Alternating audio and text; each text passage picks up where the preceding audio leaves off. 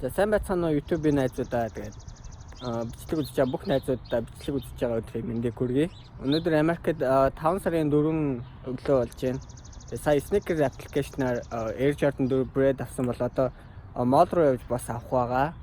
Тэгээд худалдаанд гарсан тоон харьцангуй их болохоор авахд маш амархан. Тэгээд дамын үн байхгүй болохоор та бүхэн бас дуртай пүүзээ хямдхан үнээр авах маш өндөр боломжтой байгааг бас хэлэхэд таатай байна.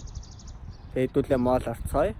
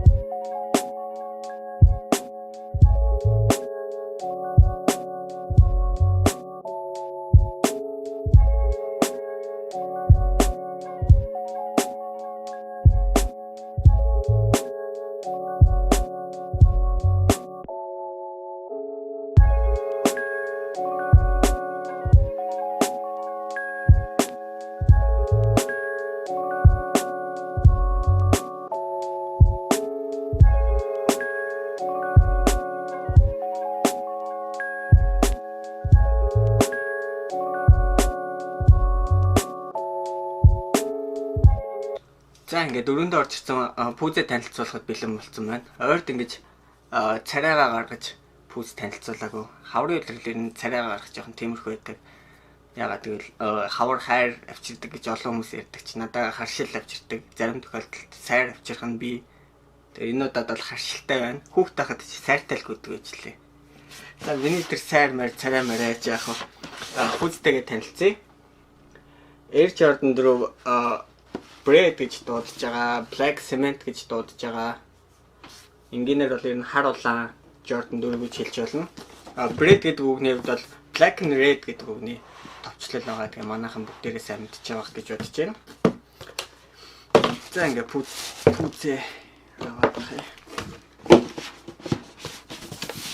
Шинэ пүүз болгоно ялангуяа Jordan брэндийн пүүз болгоно энэ өндөр нь их танил татна гоё үнэртдэг. Манайхан ч гэсэн пүүзээ авсныхаа дараа ингэж үнэртэж үздэг болоо гэж бодож байна. За пүүзний маань хувьд өвжи ханг тагтайгаа. Тэгээ энэхүү пүүз маань хамгийн анх 1989 онд гарсан. Одоо энэ жил Jordan 4 пүүзний маань 30 жилээ болж байгаа. Тэгээ хамгийн анхны ийм mesh оруулахтай, ихүү mesh оруулахтай Jordan пүүз байгаа. Тэгээд мөн хоёр дахь Air Bubble харагддаг Air Bubble-тай Jordan-гийн хоёр дахь пүүз байгаа. Тэгээ мэдээж Nike Air ардталтаа байрласнараа маш онцгой байгаа энэ жилийн Jordan 4-ийн өмнөх жилүүд их дандаа Jumpman ардаа байрлагдсан бол хамгийн сүүлд 1999 онд худалдаанд гараад 10 жил болсныхаа дараа Nike Air буюу өвжи загвараараа гарч исэн бол энэ жил 30 жилийнхээ агаар инхүү Nike Air ардаа байрлаж гисэн байна. Маш олон хүмүүсийн хамгийн дуртай Jordan загваруудын нэг баг. Улны хувьд улаан сарал цагаан дээр Nike улаан логогоор чимэг болгож оруулсан. Тэгээ уловчны хувьд танд харагдах нүг хар Nike Air логотой. Тэгээ хилэн дээр Jumpman-ы логотой. Хилнийхээ дотор талд нь болохоор Air Jordan буруу харуулад ойж өгсөн байна. Тэр нь бүх Jordan 4-үүд ер нь ихэвчлэн иймэрхүү загвартай гэдэг манайхан сайн мэдж байгаа. Тэгээ энэхүү загвар бол миний хамгийн дуртай загварууд нэг харамсалтай нь миний хувьд надад өмнөх загварууд нь буюу 2012 он CDP Pack-ийн Jumpman логотой Jordan 4 байхгүй байгаа. Тэгээ энэхүү Jordan 4-ийг цуглуулгахдаа нэмсэндээ маш их баяртай байна. Тэгээ бичлэгнийхээ төгсөлд on-feed видеог бас давхар оруулж өгөхлөөр бичлэгээ дуустал нь үзээрэй гэж хэлмээр байна. Тэгээ энэхүү пүүз маань бас зах зээлд гарсан тооны хувьд бол харьцангуй их гарсан болохоор худалдаа авалт хийхэд нэг ямар нэг асуудал гарахгүй боломжийн үнээр авчих болов гэж бодож байна. Ялангуяа дамын үнд гэж $300-400 төлөхгүйгээр авах боломжтой байгаа. Пүүз сонирхдаг хүмүүсийн хувьд бол маш баяртай болов гэж бодож байна. Тэгээ иймэрхүү пүүзний бичлэг танд таалагддаг бол channel-ийг маань subscribe хийгээд page-ийг маань бас лайк дарахаа бити мартаарай гэж хэлмээр байна. Тэгээ удахгүй гоё бичлэгнүүд, outlet-ийн бичлэгнүүд сүүлийн үед одоо их орох болов гэж бодож байна. Дараагийн удаа outlet-ээс хэрхэн юм авах вэ? Outlet-ээс ер нь яаж хямдхан пүүз олж авдаг талаараа бас зөвлөгөө маягаар бичлэг хий гэж бодож байгаа. Тэгээд хамгийн гол зүйл бол patient saves the pocket буюу та төвчээрдээ хүлээж чадах юм бол хямдханаар худалдаа авалт их боломжтой байгаа. Манайхан тэгээ хүүний сонирхол өөр гэж хэлж болно л доо. Ер нь хараад хахад зүгээр таарснаа авчдаг юм байна. Тэгээд айлуулах хямдхан авахыг боддог юм байна.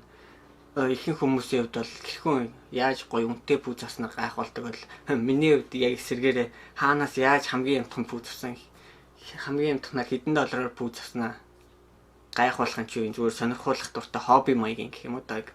Outlet хаантан гэж ярьдаг. Хаана хямдхан пүүз яаж болох өдөр болгон дэлгүүр хэсэг гэдэг.